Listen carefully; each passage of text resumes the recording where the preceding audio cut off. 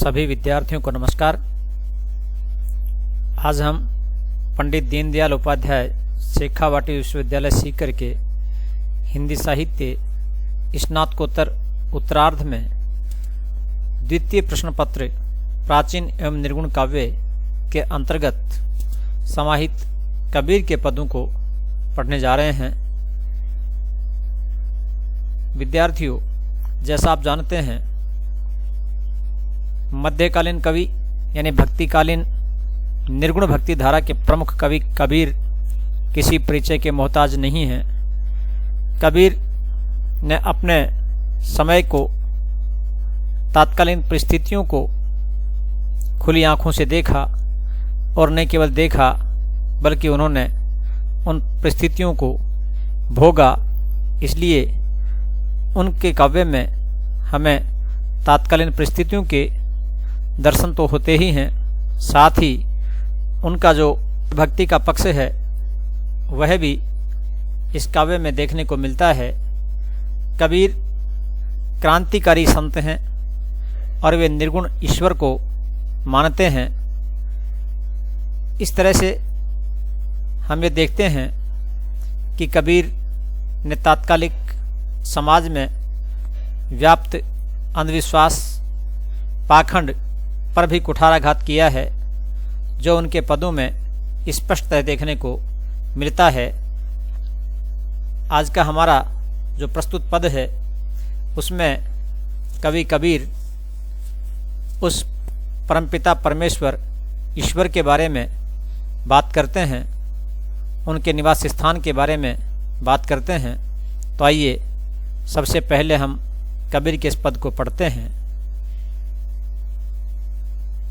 मोको कहाँ ढूंढे बंदे, मैं तो तेरे पास में। ना मैं देवल, ना मैं मस्जिद, ना काबे कैलाश में। ना तो कौन क्रियाक्रम में, नहीं योग वैराग्य में।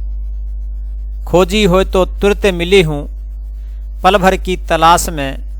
कहे कबीर सुनो भय साधो, सब श्वासों की श्वास में। प्रिय विद्यार्थियों, यह पद परीक्षा की दृष्टि से बहुत ही महत्वपूर्ण है। जब परीक्षा में पूछा जाए तो इसमें हमें जो प्रसंग लिखना है वह इस प्रकार से लिखें कि प्रस्तुत पद हमारे पाठ्यक्रम में सम्मिलित कवि कबीर के पदों से लिया गया है, जो हजारी प्रसाद द्विवेदी द्वारा संपादित कबीर वाणी में संग्रहित है। तो अब हम इस पद की व्याख्या करते हैं। कबीर कहते हैं, मोको मुझे, कहाँ ढूंढे, यानी ये उस ईश्वर के लिए कहते हैं। ईश्वर के मुख से कबीर कहलवाते हैं कि मुझे कहाँ ढूंढे बंदे। अरे बंदे, अरे मनुष्य, तुम मुझे कहाँ ढूंढता है। मैं तो तेरे पास में, मैं तो हमेशा ही तेरे पास में हूँ। आवश्यकता तो तुझे केवल अपने आप को देखने की है, अपने आप को खोजने की है। मुझे खोजने के लिए कहीं भी जाने की आवश्यकता नहीं है। मोको कहाँ ढूंढे बंदे, अरे बंदे, अरे मानव, अरे मनुष्य, अरे साधक, तुम मुझे कहाँ ढूंढ रहा है। मैं तो तेरे पास में, मैं तो हमेशा ही तेरे पास में हूँ। ना मैं देवल, ना मैं मस्जिद, नहीं तो मैं किसी देवालय में हूँ, न तो मैं मंदिर में हूँ। ना मैं मस्जिद, नहीं मैं मस्जिद में हूँ। ना काबे, और न ही मैं काबा में हूँ, जो मुस्लिमों का प्रमुख धार्मिक स्थल है, और न ही मैं कैलाश पर्वत में हूँ। यानी वे कहते हैं कि न तो मैं देवालय में हूँ, न मैं मस्जिद में हूँ, न मैं काबा में हूँ, और न कैलाश पर्वत में हूँ। ना तो कोने क्रियाक्रम में, और न ही मैं किसी प्रकार के बाहरी क्रियाक्रम में हूँ। जिस प्रकार से अनेक लोगों को अनेक बाहरी क्रिया करते हुए देखते हैं, और कबीर ने भी देखा, तो वे लिखते हैं कि नहीं, ना तो कोना क्रियाक्रम में, नहीं तो किसी क्रियाक्रम में हूँ, नहीं योग वैराग्य में, और नहीं योग और वैराग में हूँ। खोज, परंतु इसके साथ भी ये भी कहते हैं, बहुत ही सुंदर बात वे कहते हैं, खोजी हो तो तुरंत मिली हूँ।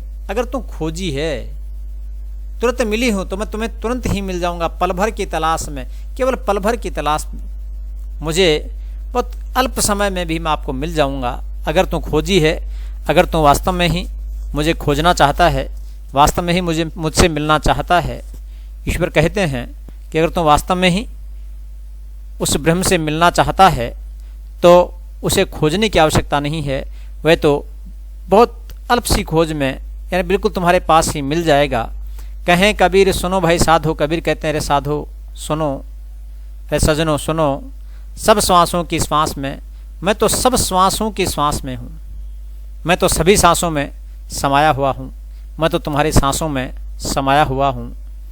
यहाँ पर सब श्वासों की श्वास में बहुत महत्वपूर्ण वाक्य है। सब श्वासों की श्वास में, यानी सभी की श्वासों में समाया हुआ हूँ, सभी के सांसों में मैं विद्यमान हूँ, चाहे वह कोई छोटा हो, चाहे कोई बड़ा हो, चाहे प्रकृति का कोई भी कण क्यों नहीं हो, चाहे प्रकृति का कोई भी अंश क्यों नहीं हो, मैं तो उस सभी में विद्यमान हूँ।